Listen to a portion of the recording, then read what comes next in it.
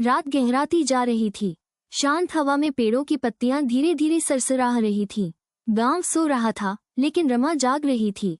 वो अपनी चारपाई पर लेटी छत पर बने चित्रों को देख रही थी। आज दिन भर खेतों में काम करके वो बहुत थक गई थी, पर उसकी आंखों में नींद नहीं थी। कल रात उसने एक अजीब सपना देखा था। एक विशाल उल्लू, जिसकी आंखें सुनहरी थीं, उसकी तरफ देख रहा था। उल्लू ने पंख फड़फड़ाए और रमा के ऊपर से उड़ गया। रमा डर गई थी और नींद में ही चिल्लाई थी। सुबह से ही वो उस सपने के बारे में सोच रही थी। गांव में कई लोगों से उसने इस बारे में पूछा, लेकिन किसी के पास कोई संतोषजनक जवाब नहीं था। किसी ने कहा कि उल्लू अशुभ होता है, तो किसी ने कहा कि यह किसी बड़ी बात का संकेत है। रमा को और भी ज्यादा चिंता होने लगी थी। वो अपने दादाजी के पास गई। दादाजी गांव के बुजुर्ग और ज्ञानी व्यक्ति थे। उन्होंने रमा की बात ध्यान से सुनी और फिर अपनी सफेद दाढ़ी में हाथ फेरते हुए कहा, बेटी, सपने एक रहस्यमयी दुनिया है।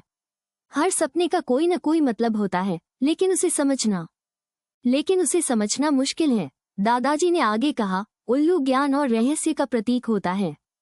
हो सकता है कि वो तुम्हें कुछ सिखाना चाहता हो या किसी छुपे हुए सच की तरफ इशारा कर रहा हो। दादाजी की बात सुनकर रमा को थोड़ी राहत मिली, लेकिन मन में सवाल अभी भी थे। अगले कुछ दिनों तक रमा का ध्यान अपने सपनों पर लगा रहा। वो रात को सोने से पहले उल्लू के बारे में पढ़ती और उसके बारे में सोचती। धीरे धीरे उसे समझ में आने लगा कि उल्लू सिर्फ एक डरावना पक्षी नहीं है। वो बुद्धिमानी, धैर्य और गहरे ज्ञान का भी प्रतीक है। एक रात जब रमा फिर से सो रही थी, उसने फिर से उल्लू को सपने में देखा। इस बार वो डरी नहीं, बल्कि उसे ध्यान से देखने लगी। उल्लू एक पुराने पीपल के पेड़ पर बैठा था और उसकी नज़र एक खास दिशा में थी। रमा ने उस दिशा को याद कर लिया। अगले दिन रमा दादाजी को लेकर उस पीपल के पेड़ के पास गई। वहां पर पेड़ के नीचे एक छोटा सा पत्थर था। रमा ने पत्थर को हटाया तो नीचे एक पुराना मिट्टी का कलश मिला। कलश में कुछ पुराने सिक्के और कीमती पत्थर थे। रमा समझ गई कि सपने में उल्लू का दिखना उसके लिए एक संकेत था। यह उसे सिर्फ डराने के लिए नहीं आया था, बल्कि उसे कुछ खोजने में मदद करने के लिए आया था। उस दिन के बाद रमा ने सपनों को एक नया रूप देना शुरू कर दिया। वो समझ गई कि सपने सिर्फ कल्पना नहीं हैं, बल्कि वे हमारी आत्मा की आवाज हैं। उल्लू का सपना उसे एक महत्वपूर्ण सबक सिखा गया था।